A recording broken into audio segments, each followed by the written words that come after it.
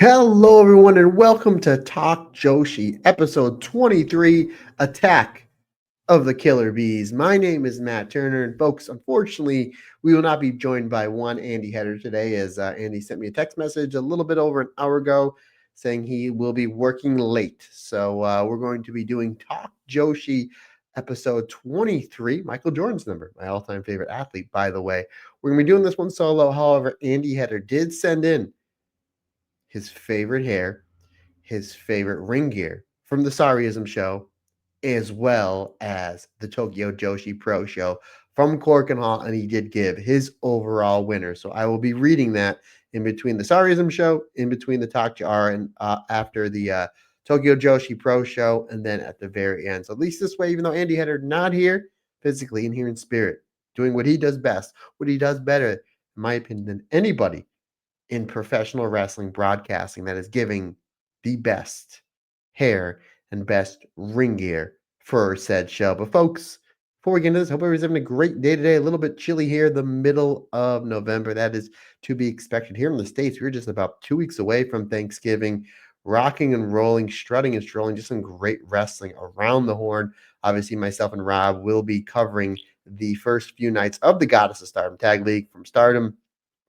Marigold was a little bit on a lull. Only one show this past week, but coming up this week, which we'll be covering next week, the show from Shinjuku Face, as well as that loaded Korakuen Hall show. So a lot of great things on tap. Speaking on tap, Sendai Girls. Holy smoke. Sendai Girls has a lot of great stuff on tap coming up over the next few days. I mean, let's just kind of just go through. And this is the Talk Joshi over probably the next 2 or 3 weeks is going to be very, very heavily Sendai Girls covered. So really great stuff. As I'm kind of just going on my phone here, as I know I sent Andy Header all of the great stuff here. So folks, I mean, on the 22nd, Saturday the 22nd, we have Ryo Mizunami and Soriano taking on Red Energy. Also on the same show, it is in Fukuoka, we have FWC cashing in their Sendai Girls World Tag Team Championship shot against Team 200 kg of Chihiro Hashimoto and Yu. If you do remember, Yu is retiring at the end of the year. Very good chance, because it is in Fukuoka, that we will be seeing a title change. So my guess is FWC will be the new champions. How about this show coming up on Tuesday the 18th? Team 200 kg versus Shuri and Lady C. I mean, unbelievable. How about Bob Moma Banana taking on Chi Chi and Ryo Mizunami, as well as Red Energy taking on Dash Chisako and Miyuki Kanai, who, by the way, Miyuki Kanai is absolutely crushing it in the Goddess of Stardom Tag League. She's having a fantastic tournament teaming with Sareee. So really a lot of great stuff going on in the world of really Joshi pro wrestling as a whole, especially in Sendai Girls. So we're going to be a lot of Sendai Girls coverage covering up over the next few weeks. But folks, let's get into, we got two shows we're going to review. Again, the Sareee-ISM show from the 10th. We'll start with that, and then we'll backdate to the 9th on the Tokyo Joshi Pro show. So that's what we're going to be covering today here on Talk Joshi. So folks, I'm going to get a quick drink. Without any further ado, Uncle MT is going to talk about some fantastic professional wrestling going on over in the world of Joshi. All right, folks, so here we go. Sareee-ISM, Chapter 9. We are in Shinjuku Face, match number 1, numero uno. Yurika Oka taking on the only wrestler on this show I've never seen wrestle before, Selena Miyagora. Hopefully I'm saying that right. If I'm saying it wrong, folks, you know the deal. Just correct me, because I'm here to get better. I'm here to get better. So this match ends with Yurika Oka forcing a tap out onto Selena. Let's go through the highlights, shall we? Eureka grinds Selena down with a side headlock. You can see Eureka Oka is the veteran in this match. I believe Selena is wrestling from us out of Seedling, because Arisa Nakajima has tweeted out a whole bunch of stuff with Selena. So I thought that was really cool, getting the old stamp from one absolute legend, the recently retired Arisa Nakajima.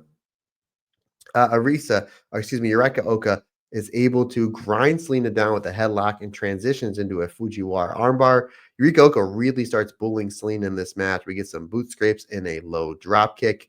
And then we get Selena. She fires back some forearms and a corner drop kick, scoring Selena a 2 count. Selena basically using Eureka Oka's own move against her, slapping in the cross arm breaker to Eureka Oka. So I really like that. Good stuff there. Selena then hits a few inside cradles, almost scoring her a 3 count. And then we do see Eureka Oka. She is able to fire back with that series of drop kicks that she does all so much. Eureka Oka then is able to transition those forearms into the cross arm breaker, forcing Selena to tap out. Really great basic match, really good back and forth here. Oka towards the end really gave Selena quite a bit, but ultimately it is just those flurry of drop kicks that does in one Selena, forcing the tap out. 3.25 stars, really solid match to start this card out. I definitely want to see more of Selena on whether it be New Blood shows. I would like to see her more on these Sareee-ISM shows. Regardless, I thought that she was fantastic. I was really impressed with her. Match number 2, Miku Kanai, as we talked about earlier. Miku Kanai teaming with Chi-Chi to take on the stardom duo of Akira Kurigami and Rana Yagami. We get Chi-Chi and Miku Kanai. They're off to a fast start with a double leg takedowns and strikes. Or excuse me, not double leg takedown. Chi-Chi and Miku Kanai. They're off to a hot start with some strikes and some double drop kicks onto Akira and Rana Yagami. Rana is able to slow down Miku Kanai, hitting a big head kick. If you remember, obviously Rana is part of God's Eye with Shuri. Shuri's feuding with Team Sareee over here in Stardom, which Team Sareee is Miku Kanai and Chi-Chi. So little bit of bad blood going into this one with Rana and Miku Kanai and Chi-Chi as well. But we get some really great stuff here with Rana and Miku Kanai. Again, Miku Kanai is really, really impressive. Eventually, though, after some brutal snap kicks from Rana Yagami, Chi-Chi comes in and she cleans house, basically taking out Akira Kurigami as well as Rana Yagami. We get a forum exchange with Rana and Chi-Chi. I want to see that match. I want to see Rana and Chi-Chi go a proper 10 to 12 minutes. Very violent, right up my alley. These two have some really great forearm exchanges between the two. Rana gets the better of the forearm exchange and is able to use her striking to set up that beautiful cross arm breaker. Really great stuff. Chi-Chi's able to come back with a pair of super kicks and a leg sweep onto Rana Yagami. Thoroughly like that. Kick to the head and then take him out low. Shades of Ryu from Street Fighter 2. Chi-Chi then transitions that into the figure for leg lock. Akira Kurigami, eventually she comes in. She cleans house as well. Great forms, great striking, great drop kicks from Akira. This was a really great showcase from Akira, who in Stardom, for the lack of a better term, is the pin eater in Mi La Vida Loca, but she gets a lot of really great stuff in this match. Akira comes back with a crossface onto Miku Kanai. Miku Kanai gets the ropes. Miku Kanai does that fantastic stalling monkey flip onto Akira and then a roll up that scores Miku a 2 count. We eventually get a Chi-Chi hits a huge head kick and a big suplex onto Akira. That sets up Miku Kanai with a big top rope double stomp onto one Akira Kurigami, and then Miku Kanai hits this beautiful German suplex that we've been seeing her use a lot lately, sticking the landing, pinning Akira Kurigami right in the middle of the ring. Miku Kanai picking up a big win here, 3 3/4 stars. This was a great match. Again, the opener was terrific. This tag match, really, really terrific. Probably my second, maybe my third favorite match of this show. A lot of, only 5 matches on this show, but this was really, really great. Folks, match number 3. This match got added literally, I think, a day or two before. Yuria taking on Mirai. Obviously, Mirai now part of Michinoku Pro, former Wonder Stardom champion, former Goddess of Stardom champion, former 2-time winner of the Cinderella tournament, and a really mainstay in Marigold's first year. So it's really great to see Mirai back in the ring here, especially for Sareee. I don't think she's ever wrestled one of these Sareee-ISM shows before. I could be wrong. Urea, again, I hope I'm saying that right. I've only seen her a time or two.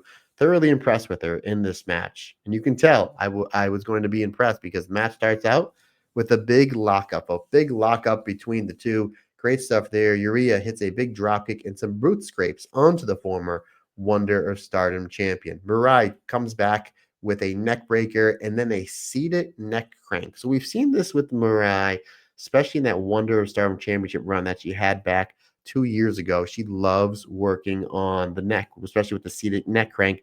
Makes sense to set up for the bombing of the lariats that she likes to do, and that sit out DVD, better known as the Mir Mirai shock. So I really like that. Yuri comes back with this great kicking combination. Again, I was really impressed with her strikes. Obviously, Mirai knows how to throw strikes, and she knows how to take strikes and sell strikes, and she does really, really here. Yuri hits a 619 and a suplex for a 2 count. Mirai is able to come back with a massive forearm exchange, winning the forearm exchange between the two. Eventually, Yuri comes back with a stiff slap that drops Mirai. Rhea goes to the top rope. However, Mirai is able to stop her with a big superplex and the angle slam that scores Mirai a 2 count. Mirai goes for the Mirai shock. However, Uria is able to slip out with the Okana roll into the Backlund bridge for a 2 count. Mirai then pops up and hits this massive lariat on Uria and then follows it up with a beautiful German suplex, scoring Mirai a 2.9 count. Really great stuff. Mirai goes to put Uria away with the Rainmaker. However, she ducks. By she, I mean Uria. She ducks that massive lariat that was coming in and locks Mirai into the rear naked choke and then transitions it into the Dragon Sleeper. I'd love to see more of the Dragon Sleeper. Really great stuff. I thoroughly enjoyed this one. Uria then is able to transition the Dragon Sleeper into a huge brain buster. That scores her a 2 count. Uria, while she has Mirai down, goes to the top rope, goes for the Swanton bomb. Uria misses. No water in the pool, as Joey Styles would say. And then Mirai goes for a big lariat to take advantage of the missed Swanton.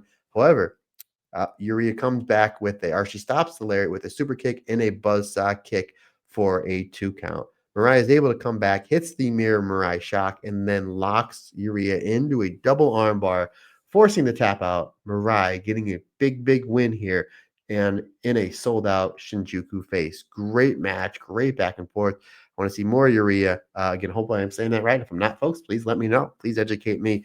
I'm enjoying what was going to happen with Mirai. Mirai had that match with Mayu back at Michinoku Pro. I didn't get a chance to see it. I think it's uploaded to Wrestle Universe. I will definitely check that out.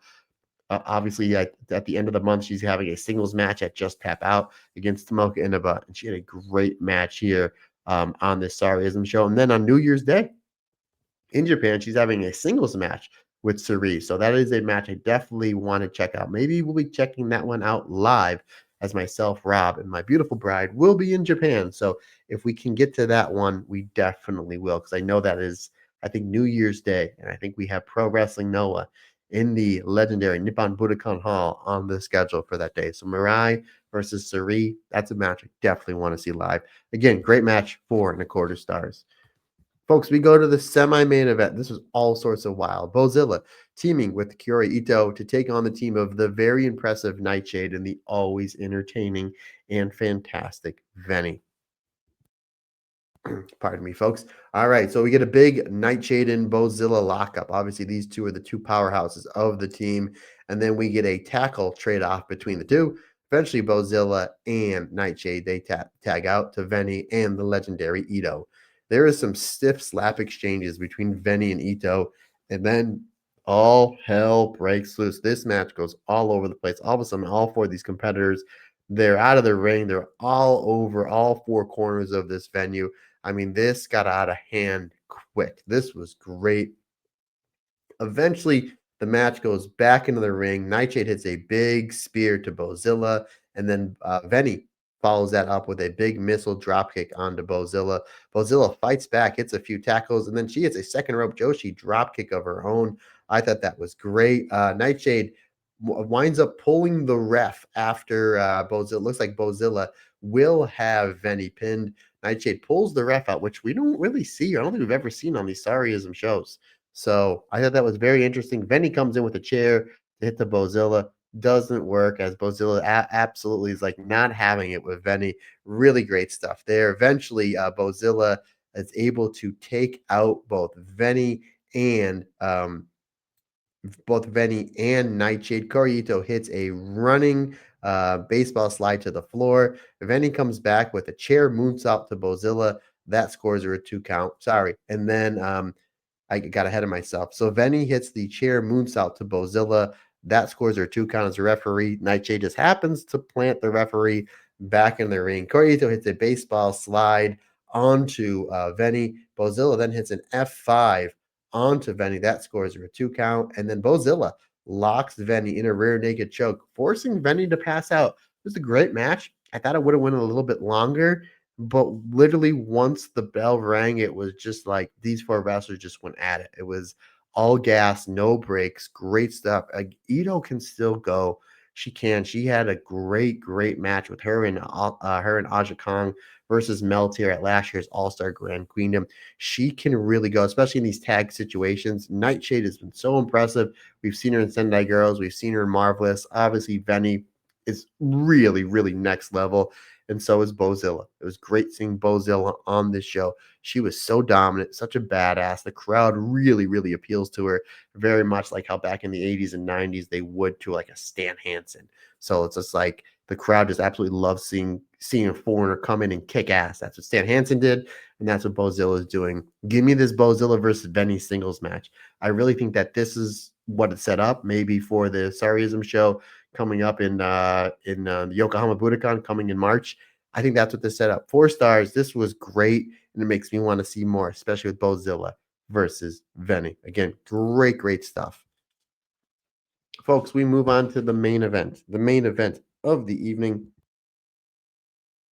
as we do see Natsupoi teaming with Chihiro Hashimoto to take on what a makeshift team this is, Sareee and Suzu Suzuki. I do want to point out, Sareee did not hit the double stomp off the tables here in Shinjuku Face, which is always like a rite of passage. Doesn't matter if it's the Sareee-ISM shows, doesn't matter if it was wrestling for Marigold, doesn't matter if she was wrestling for Stardom. Like she always hits the double stomp off the table. And we were so sure she was going to hit it on Natsupoi. That didn't happen. It just did not happen. So regardless, Natsupoi took an absolute ass kicking, and this match kicked a whole lot of ass. Folks, let's get into it, shall we? Sareee and Natsupoi with a big lockup. And then we get counter striking between Sareee and Natsupoi, who these two are like legit best friends. You know, Natsupoi is like best friends with everybody. Tam, Soriano, Sareee. Like Natsupoi has a lot of friends. And that makes sense because Natsupoi seems like she would just love everybody. She probably does because she seems like she's the sweetest wrestler. So really great counter striking between Sareee and Natsupoi to start this match off. Eventually, though, Chihiro Hashimoto and Suzuki said, enough friend stuff. We're here to fight. We're here to win. We get Suzu and Chihiro Hashimoto. Tackle off. Forearm fest. Really great stuff. Give me this singles match. Suzu and Chihiro Hashimoto. Really great stuff. And then we do see Sareee and Suzuki working really well together. We get Sareee with the Muda lock on a Natsupoi. And then we do see that Suzuki comes in and takes out Chihiro Hashimoto. Hashimoto is able to, Suzu drops Natsupoi with the forearm, but Natsupoi comes back with the cartwheel arm drag. Chihiro Hashimoto then comes in with the abdominal stretch onto Suzuki. And then Chihiro Hashimoto hits a huge spear onto Suzuki. That scores her 2 count. By her, it scores Hashimoto 2 count. Sareee tags in, and we get this violent form exchange with Chihiro Hashimoto and Sareee.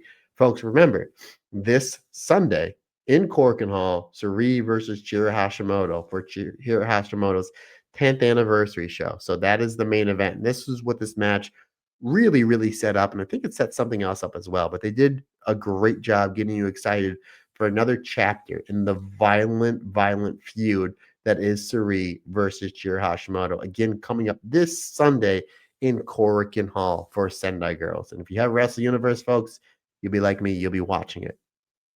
So excellent stuff there. Hashimoto hits a big double lariat to both Sareee and Suzu at the same time.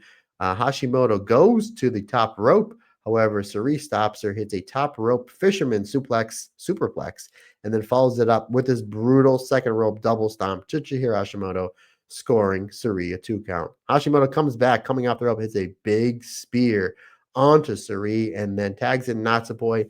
Natsupoi does the patented cross body off the top rope into the cross arm breaker onto her really good friend, one Sareee.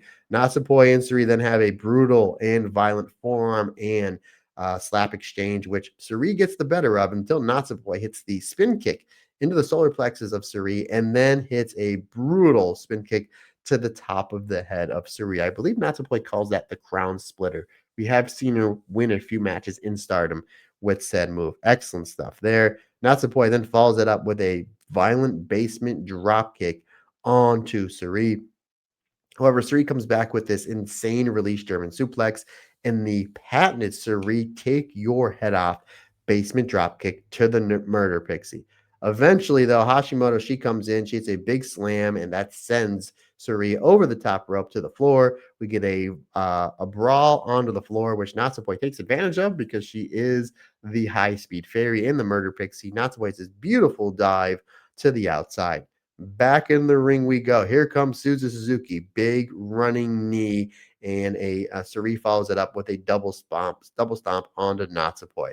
Suzu Suzuki pours the violence onto one Natsupoi. It's a big German suplex, and then we do see Hashimoto breaking up the pin on the German suplex with a German suplex. So that was great. So you have Suzu Suzuki after so Natsupoi eats a spear from Suzu. Natsupoi then eats a top rope double stomp from Sareee, and then Suzu hits a German suplex onto Natsupoi, and then Hashimoto breaks up the pinfall by giving a German suplex onto Suzu Suzuki. I thought that was great. And then Sareee comes in, and then she hits Hashimoto hits a huge clothesline onto Sareee, but Sareee fires up with a German suplex onto Hashimoto, and then violent headbutts onto one Natsupoi. Natsupoi fires up with a slap and the Ferial Ring to Sareee. That scores Sareee a 2 count. Natsupoi comes running off the ropes. Sareee tries the capture Uranagi. However, Natsupoi rolls through the Uranagi attempt from Sareee and hits a double stomp, and then quickly transitions into the Ferio Magic La Maestra roll into several 2.9 counts that a lot of people, including me, bid on. I really thought that could have been the finish of the match. Really great falsy. Then we do see Natsupoi going for the Ferio ring a second time. Again, to quote the late great Gorilla Monsoon, you went to the well once too often. Sareee blocks the Pharaoh ring with a beautiful Uranagi. That scores Sareee a 2 count. Sareee tries for the hammerlock Uranagi, which nobody ever kicks out of, which Natsupoi knows. Natsupoi blocks the Uranagi by slapping Sareee in the face 3 or 4 times. Sareee then fires up, hits the capture Uranagi, then hits a huge headbutt, and then the hammerlock Uranagi, putting away Natsupoi for the 3 count. 4.5 stars. It's another must-see Sareeism main event going into the. I don't think it was as good as the tag match that we saw with Sareee and Sareee and Natsupoi versus Azumi and Chihiro Hashimoto, or no, it was Azumi and Takumi Roha. It wasn't as good as Sareee and Mayu versus Veni and Chihiro Hashimoto, but I think this was just as good, if not better, than the last main event, with it was Sareee and Takumi Roha, Spark Rush versus Saya Kamatani and Natsuko Tora. But this, as far as the great tag matches we've seen on the Sareeism show, it's right there. Maybe probably my third favorite, behind the obviously the one where Sareee teams with Mayu, and then the one where she teams with Natsupoi to take on Azumi and Takumi Roha. Really great match. The whole show was terrific. Again, great opener with that young rookie from Seedling. Miku Kanai and Chi-Chi looked absolutely great against the team from Stardom, Akira and Rana. That wild brawl with Bozilla and Fenny. Again, I want to see that match. Yuria versus Mirai was terrific. Really great match in the middle of this card, with this main event absolutely being must-see. Really, really great stuff. And I mentioned how we're obviously, it's signed. It's going to happen this Sunday in Korakuen Hall. First Senjo, Sendai Girls, Sareee versus Chihiro Hashimoto. But I really think that we're setting up for Sumo Hall, Dream Queendom, December 29th. I think we're setting up Natsupoi versus Sareee. I really do. Natsupoi made mention that she just doesn't have the, she thinks she's losing the fire in pro wrestling, and that Sareee may drag it out of her. And then she said that she definitely found her fire back. My guess is they're going to do it they're going to do this singles match at a big venue, at a big show. Do it in Sumo Hall in front of 4,000 people. How many thousands other people watching live on pay-per-view, and then eventually when it goes on Stardom World? I think that's the way to go. I think that's what they're going to do. Sareee versus Natsupoi in a special singles match in Sumo Hall. Yes, please take my money. Again, 4.5 stars. Just a really, really great show. Folks, before we go into the Tokyo Joshi Pro Show, Let me get the phone here and let me see what Andy Header, what he has given for his hair and gear. So best hair for the Sareee-ISM show goes to Venny. Best gear goes to Miku Kanai. So there you go, folks. There you go. Venny's been winning a lot of these awards lately. A lot of these awards lately. All right, folks, let's go to the last show that we are going to review, Tokyo Joshi Pro in Korakuen Hall. All rise.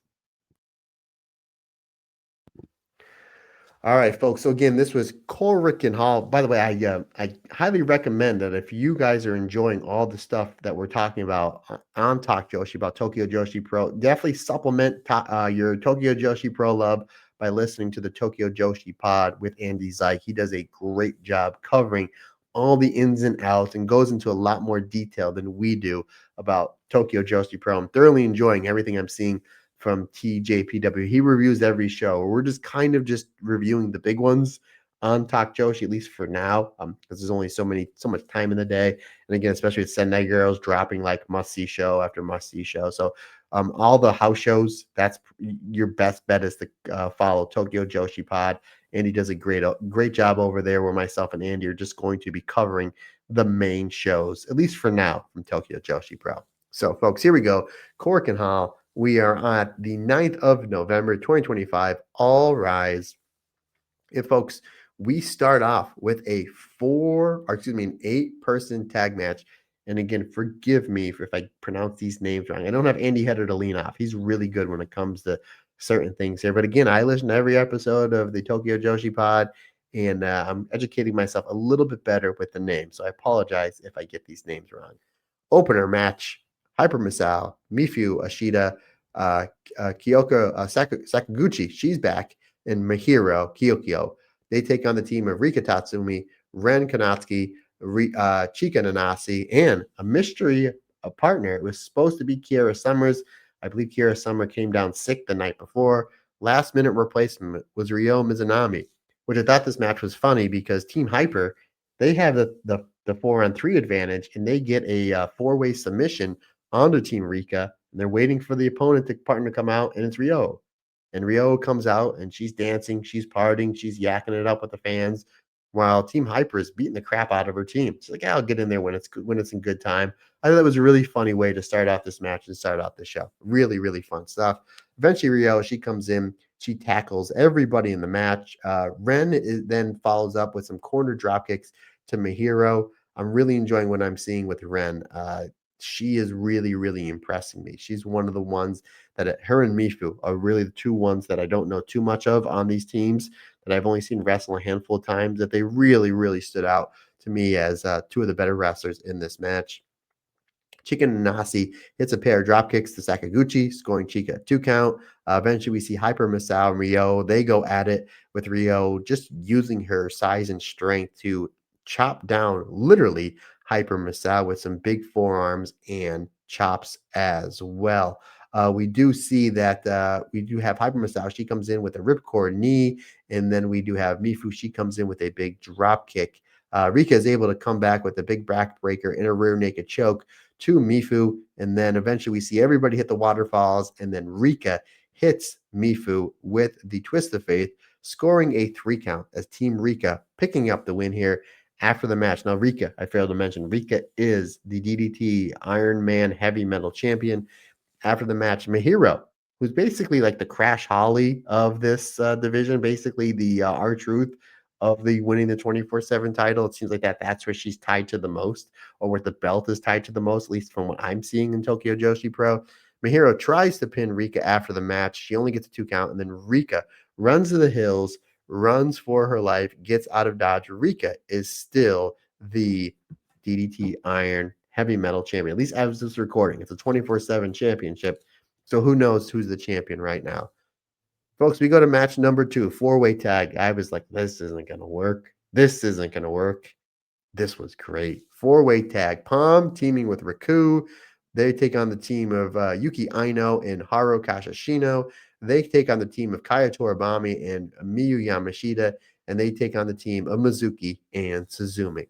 Now, Again, Miyu Yamashita, she's my favorite wrestler in Tokyo Joshi Pro because of the hard hitting style. I love Suzumi. I think she's great. More on her in a minute. And Mizuki's coming off this really great championship run. Yuki Aino is somebody that is really climbing up the ranks quick. I like what I'm seeing with Haru. I thought Pam and Raku were going to be kind of like the comedy team. And Kaya is another one. Her and Miyu Yamashita really work together as a tag team. This match starts off with your comedy. You get some really fun stuff. Raku, no pillow, more serious Raku. We mentioned this, I think, last week or the week before, how when Raku's ready to break the shell of her being like a wrestler that likes to sleep in the middle of matches, and when it's time to get serious, she's going to be one of the better wrestlers in this company because she's really, really good. She just doesn't showcase it because her gimmick of, being a sleepy wrestler is really over. And it's just like, hey, if it's not broke, don't fix it. But she was serious in this match. She had great stuff with Mizuki, great stuff with Suzumi. Miyu Yamashita is absolutely great. The stuff with Suzumi and Miyu Yamashita, I think, was terrific. And there's some stuff I need to go back and watch with Miyu Yamashita. With singles matches with Mizuki and tag stuff with Suzumi and Arisa Endo as part of Daisy Monkey. This is some really great stuff. Again, Yuki Aino has a really great gut wrench suplex to Suzumi. Yuki Aino is getting a lot of shine in this match. Again, she was the V1 about a few weeks ago, 4-1 Miu Watanabe. So Yuki Aino gets a really great shot here. We get a second rope twisting senton from Kaya Toribami onto Miyu Yamashi, or not onto Mizuki. That scores her a 2 count. Suzumi and Mizuki, great double team drop kicks to Raku. Suzumi then hits a cross body onto Raku, and then Mizuki follows it up with a cross body onto Raku. Again, Suzumi and Mizuki, two of the better wrestlers in this company, teaming up here, and it really just works. It really works. Depending on what they do with Mizuki and Suzumi, wouldn't mind seeing them challenge maybe Uber Eats somewhere in the future for those tag championships. I thought they were great here. Raku hits a second rope turnaround dropkick onto Suzumi, a 2 count. We see Palm coming in. Palm, her gimmick is like she's like an 8-year-old girl, so it's kind of funny with the crowd. But when it was time for her to get serious, she was great here too. Palm hits a second rope Joshi dropkick onto Suzuki, or not to Suzumi, for a 2 count. I thought she was really, really great there. We get almost a Mizuki hits a big foot stomp onto Palm. We get almost like a reverse heart attack spot from Palm and Raku. I was like, oh, that was really, really interesting. Never seen that before. That scored a near fall. Miyu Yamashita hits a skull kick to Palm. Mizuki then comes back with a running crossbody to Miyu. Suzumi hits a rope assisted bulldog and then she hits Haru with the ring a bell. Suzumi getting a big win here. Again, I thought this would have been fun. You would have had your comedy, everybody would hit a spot or two, and it would have been okay. That's a good way to kind of get your main matches. This match was great. It's one of my favorite matches of the show. I text Andy Header right afterwards. I said, "Wait do you see this? Like, this works. Like, all the comedy wrestlers, they bring up their game. Haru, somebody I'm really keeping my eye out on. Again, Mizuki, Suzumi, Miyu Yamashita, they're obviously the glue that hold this match together. Yuki Aino was great. Palm and Raku were great as a tag team, not only from comedy, but tag team wrestling as well. This match just worked. Everybody hits their beats. The crowd enjoyed it. They were selling psychology, storytelling. 4 stars, folks. 4 stars. I thought this was great. Folks, we go to match number 3. Unamanas and Togo taking on Hiro Matsumoto and Yuki Arai. We get some headlock exchanges in the beginning with Toga and Yuki Arai. Again, Toga is another one. She's very good, but she's very open with the crowd. Like, she really understands crowd psychology and what the Tokyo Joshi crowd, what they like. She understands how to cater to them and get the most out of it, which pardon me, you got to give her credit for that. We get Yuki Rai with several big boots to Yuna. That scores Yuki a 2 count. Really great hard hitting stuff here with Yuna and Yuki Rai. Eventually, though, Yuna is able to hit a big clothesline and a huge suplex onto one Yuki Arai. We get Hiro Matsumoto. She comes in. Her and Yuna, they have a lariat or a tackle off. Forearm fest. Obviously, Yuna and Hiro, they're the 2 stronger members of this match, so they play to their strengths, which I really, really liked. Toga hits she comes in to make the save on after Hiro Matsumoto. She gets the better of the strike exchange onto Yuna. Toga comes in and she hits this variation of the fallaway suplex, which I really, really liked. Toga then hits a spiral suplex and then a neck crank onto Hiro Matsumoto. Thoroughly enjoy that. Yuki Rai, she comes in for the save. And then Yuna, she comes in as well. We get the waterfalls between all four wrestlers. And then we basically get this mini match with Toga and Hiro Matsumoto, which was really, really good. But then Hiro Matsumoto hits that wicked backdrop driver onto Toga, scoring the 3 count. I had this at 3.5 stars. I thought it was really good, but I thought if they would have got 2 or 3 more minutes to stretch things out, I'd like to see more of Yuki Arai and Toga because that formula really seemed to work. Again, really solid stuff. I just thought that went a little bit short. Wanted to see more, which is a good problem to have when you have your audience saying, that was really good. Man, I want more. That shows maybe there's more on the table. Well, Yuki Rai is coming off a really good run the last 5 or 6 months. They're really not doing anything with her. Put her in a program with Toga. Toga is somebody young, upcoming. I think that both of them would benefit if we had a Toga and Yuki Arai program. Folks, we go to our first championship match of this show. Match number 4, Shoko Nakajima Shoko Nakajima defending the MLW Featherweight Championship against Viva Von. This was great. This was fantastic. We had the big lockup to start. Great wrist lock exchanges. Very great, almost like British World of Sport chain wrestling between the two. Really great stuff. Viva Van hits a rope-assisted arm drag, and then we do see that Shoko, she's able to come back with a few arm drags. Shoko goes for the 619. However, Viva dodges the 619. Shoko comes back with the head scissors that sends Viva Van to the floor. Shoko does go for the suicide dive. However, Viva Van just punches Shoko in the middle of like as she's going through the ropes, just punches her right in the face, which I thought that was great. Back in the ring we go. Viva Von hits a spinning kick to the head of Shoko. And then Viva realizing, I definitely don't have the speed advantage of this match. I'm going to work over Shoko's leg. And then she slows Shoko down with a great knee bar. I've seen a lot of Viva Von matches. Very underrated submission wrestler. I thought her submission stuff here was really, really great. Excellent stuff there. Shoko's able to come back. She comes back with a few head scissors and a drop kick. Then Shoko does that beautiful double jump from the apron to the inside head scissors. I still don't understand how that's physically possible. So basically, Shoko is on the apron. She jumps over the top rope and then hits the second rope on the inside and then comes back with a head scissors. Beautifully done. Beautifully done. That sends Viva to the floor. And then Shoko hits that suicide dive, the low main that she was trying for earlier on in the match. I always say when you're going for a cool move, early on in the match, it gets taken away. You're like, oh, here I am. I'm getting ready to see it. I'm getting ready to see a cool move. And then it gets taken away. And you're like, oh, I really wanted to see that. And then you forget about it. And then it gets brought back a few minutes later. And it even gets a bigger pop, which is what Viva and Shoko did here. Really great crowd psychology, really milking that low main dive that Shoko does really, really great. You thought you were going to get it the first few minutes of the match. Viva takes it away from you because she punches Shoko in the mouth. But then we get it after that beautiful outside to inside double jump head scissors from Shoko. So Shoko really showing what a great talented wrestler she is. Excellent stuff there. We do have Shoko goes to the top rope. However, Viva stops her. Viva hits a beautiful superplex. And now we're able to breathe here for a minute. They wait till they get the crowd at the right spot. We get a form exchange between the two. Shoko goes for a Hurricanrana. However, Viva stops the Hurricanrana and puts Shoko into the 619. Eventually, Shoko is able to slip through a body slam attempt from Viva, and she hits a drop kick and then hits a low 619 onto Viva Von, and then Shoko follows up with a double stomp that scores Shoko a 2 count. Shoko then hits a Northern Light suplex that scores Shoko a 2 count. Viva is able to come back with a few body slams and some few strikes, and then Viva hits this beautiful springboard dropkick that scores Viva a 2 count. Shoko is able to come back, hits the double arm DDT, planting Viva Van down, and then Shoko goes to the top rope, hits the beautiful top rope senton, scoring Shoko the win. 4.25 stars for me. I'll tell you right now, folks, I enjoy the rest of these matches on this card. This was my favorite match of the show. This was fantastic. Maybe my second favorite match of these two shows we're talking about. Obviously, Sareee and Suzu versus Natsupoi and Chiro Hashimoto. That was my number one. This is probably my second favorite match of these two shows we're going to talk about. And I love these last 3 championship matches we're going to talk about. I thoroughly enjoyed more of Viva Von and Tokyo Joshi Pro, please.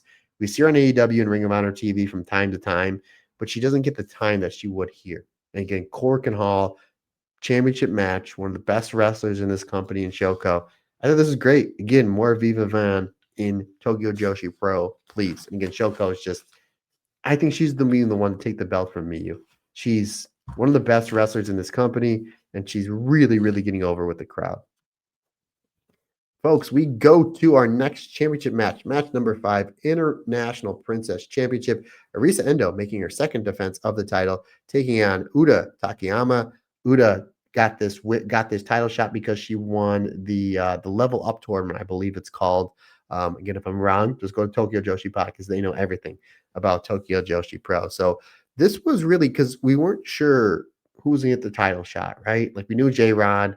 We knew that the Bumping Gritters were going to get a title shot. We knew that Viva Van was coming over to challenge for Shoko's MLW Featherweight Championship. But who's Arisa going to wrestle? And it was like Uda. I'm like, Uda's a rookie, pretty much a rookie. And it's Korakuen Hall. Can she level up, pun intended, to the challenge from Arisa Endo? And boy, howdy did she. Boy, howdy. I mentioned how, like, Raku, once she's time to be serious, she's going to be a great, great wrestler in Tokyo Joshi Pro. Uda is somebody that is absolutely, really, that's climbing up the ranks so easily in just these handful of shows I've seen from Tokyo Joshi Pro. I believe she is a rookie because I know Pro Wrestling Illustrated did put out their ballot for Rookie of the Year, and people are saying that Uda should have been on it, or if she is on it, they're voting for her. So I believe she's a rookie. And again, folks, if I'm wrong, please correct me. But let's get into this match. Uda, she starts out really, really fast, quick schoolboy for a 2 count. Eventually, Arisa is able to slow down the youngster, and we get some great, solid ground wrestling back and forth between the two. Arisa Endo hits a big drop kick. That opens up the door for Arisa to hit a big slam for a 2 count.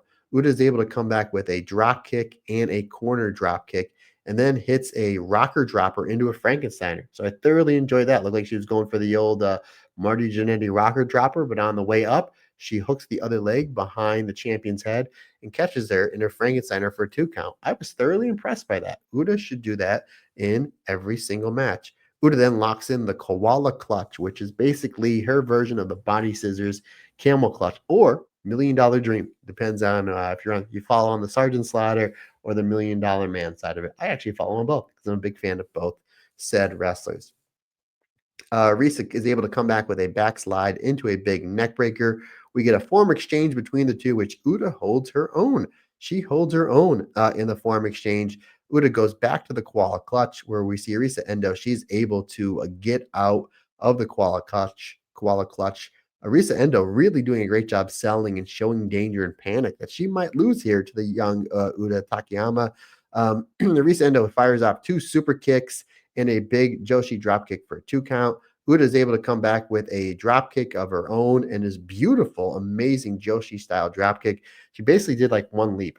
She runs off the turnbuckle very much like May Sarah, or for you 80s wrestling fans, kind of like a Ricky the Dragon Steamboat, how he would run to the corner, twist his body up on 180 degrees, and then drop on the turnbuckle and then come off the rope. And that's what Uda did here. I was thoroughly impressed by that. She was able to do one leap all the way to the top rope, and it's this beautiful Joshi dropkick. Again, thoroughly impressed by her. And again, you got to give Risa Endo credit. She's one of the main eventers in this company. She makes sure that Uda looks great. She's bumping and feeding, making sure that everything that the young Uda does, that she's looking as great as she can. Great stuff there. Eventually, though, we do see Uda. She locks back in the koala clutch again. Risa Endo is able to fight out, hits the water wheel suplex, and then locks in a camel clutch, forcing Uda to tap out. I thought this was great. Arisa Endo, we don't see her win a lot of matches with the camel clutch. At least I haven't. I don't know if that's her go-to submission. We don't see a lot of wrestlers in 2025 win with the camel clutch. And I really like that. It made sense because she hits the water wheel suplex. That affects the back and the neck. What does the camel clutch affect? The back and the neck. Great job. And Uda, I was thorough. Even though she lost, she came out to me as a winner. 4 stars for me as Arisa Endo making her second defense of the International Princess Championship.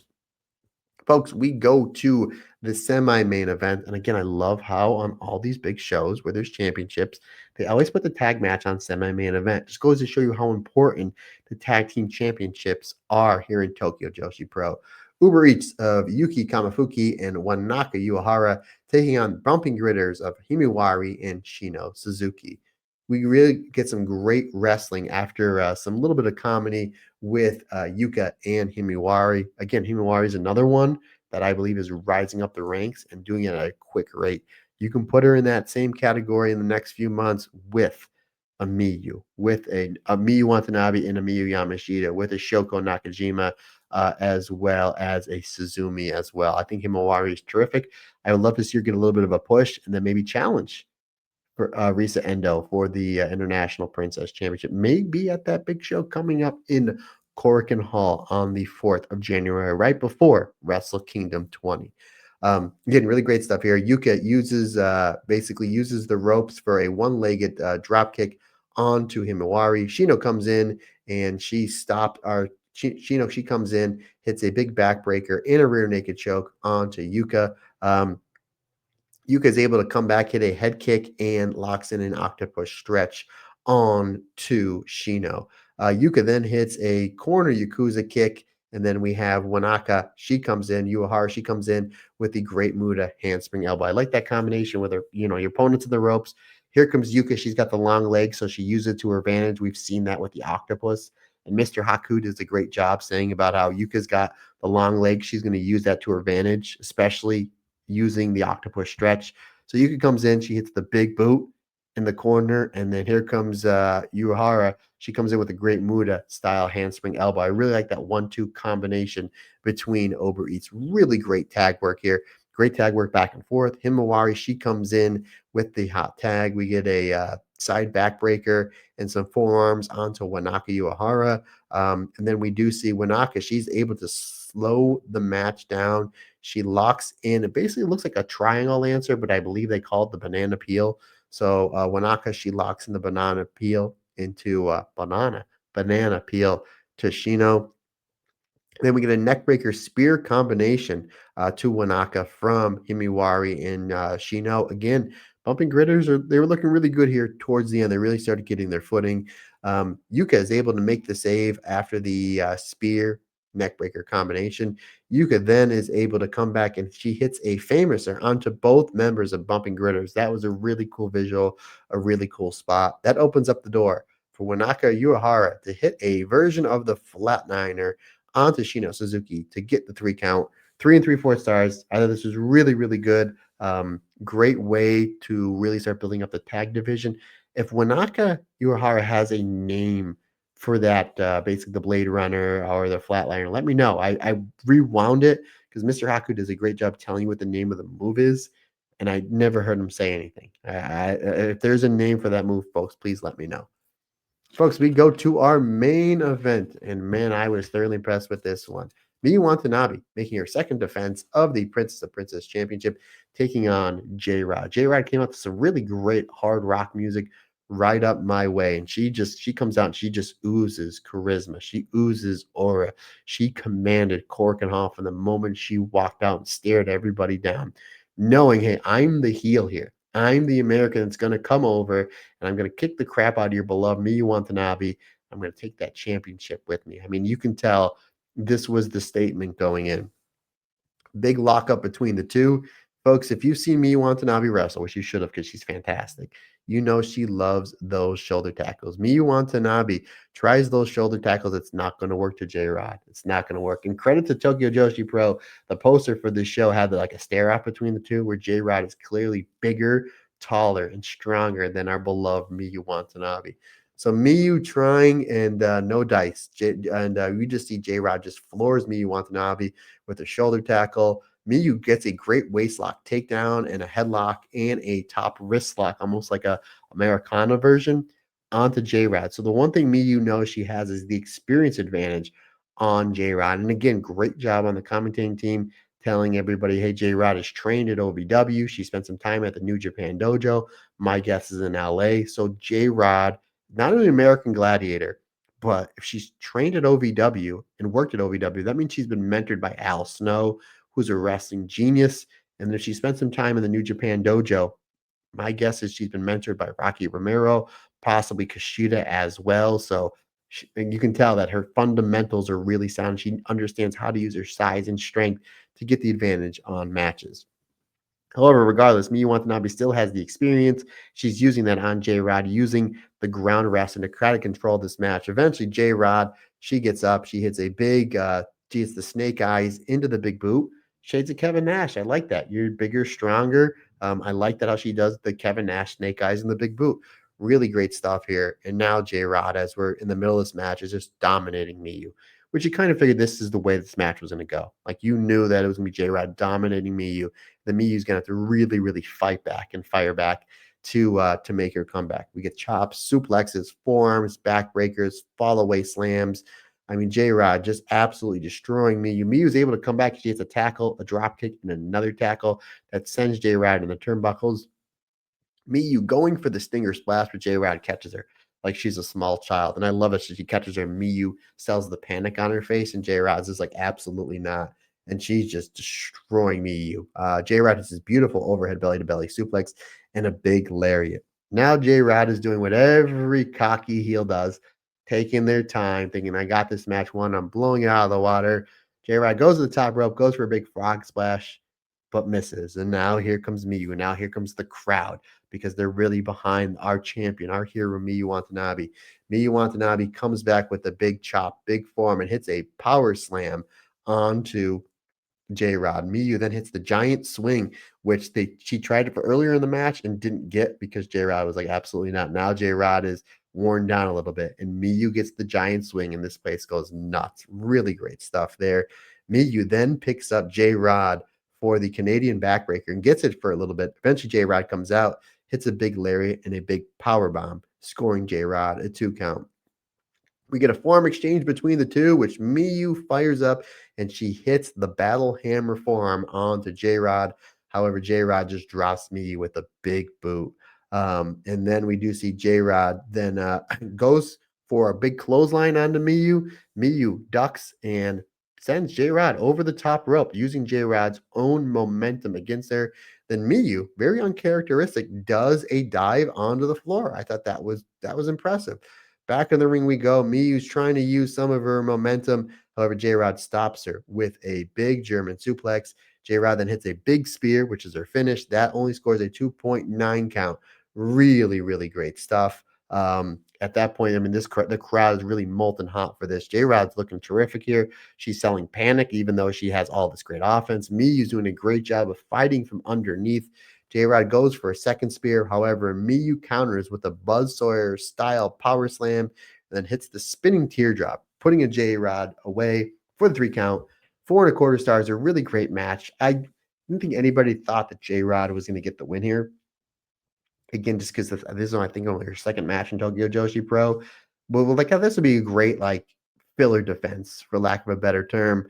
This was great. Again, they had J Rod just absolutely steamroll Kiera Summer on the show the week before, just to show, like, oh boy, Miyu Watanabe's in trouble. And again, great job with the press and social media really showing, like, boy, Miyu is in trouble. And I've seen a lot of these matches in almost 40 years of watching this great sport. It's like, all right, your big foreigner J Rod, she's going to come in, she's going to be cocky, she's going to beat up Miyu. Miyu's going to make her comeback, and that's going to be the finish.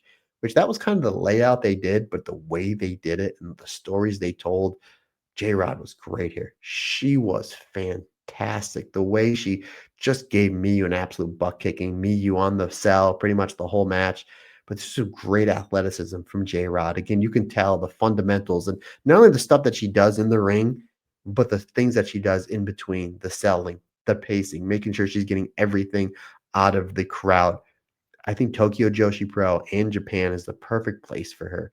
I would love to see her have a big run in Tokyo Joshi Pro, or maybe going to Sendai Girls, doing some freelance stuff. Maybe working with Mirai. I think that would be a great match. Working on a Sareee-ISM show, working with Veni, working with Chihiro Hashimoto, working with a Miko Iwata.